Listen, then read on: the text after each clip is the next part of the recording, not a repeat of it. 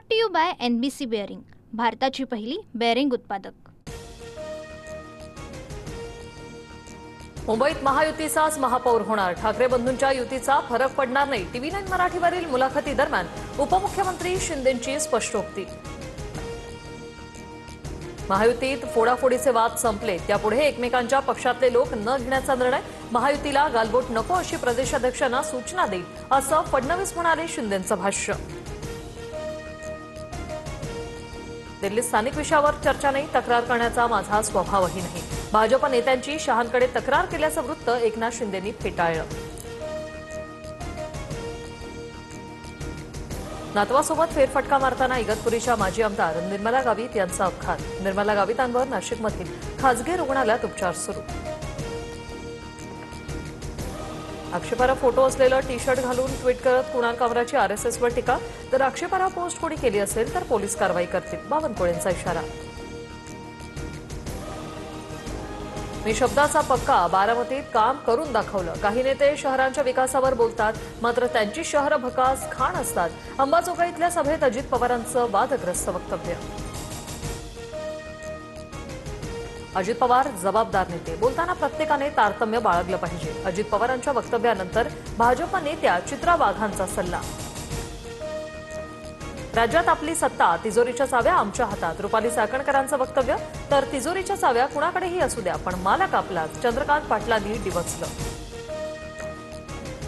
तिजोरीची चावी कुणाकडेच नसते, सर्व पैसे जनतेचे, रुपाली चाकणकरांच्या वक्तव्यानंतर सुप्रिया सुळेंची प्रतिक्रिया।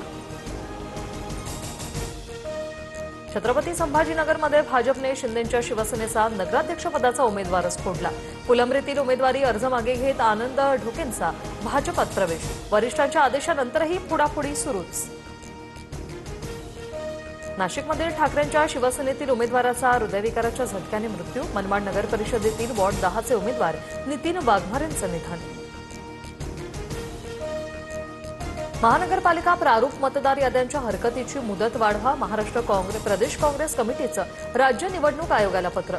15 दिवसांची मुदतवाढ देण्याची मागणी। नाशिक महापालिका आयुक्तांच्या दालनात भाजप आमदार आक्रमक, शहरातील खड्ड्यांबाबत भाजपच्या तिन्ही आमदारांकडून पालिका अधिकाऱ्यांची कानउघडणी।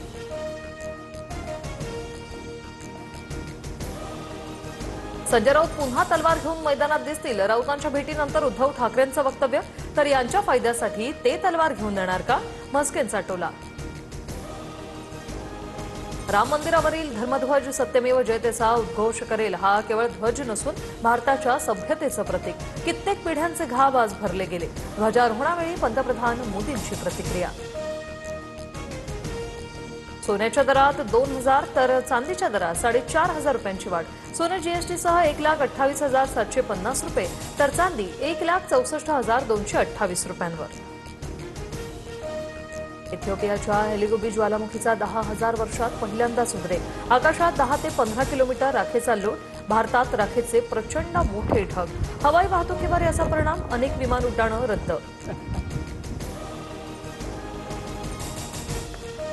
पाकिस्तानचा अफगाणिस्तानवर पुन्हा हवाई हल्ला, 9 बालकांसह 10 जणांचा मृत्यू। दहशतवादी पाकिस्तानचा क्रूर चेहरा पुन्हा जगासमोर। गुवाहाटी कसोटीत भारताची बिकट अवस्था, दक्षिण आफ्रिकेविरुद्धच्या दुसऱ्या कसोटीत टीम इंडिया 522 धावांनी पिछाडीवर। चौथ्या दिवसाअखेर 27 धावांवर भारताचे 2 विकेट्स।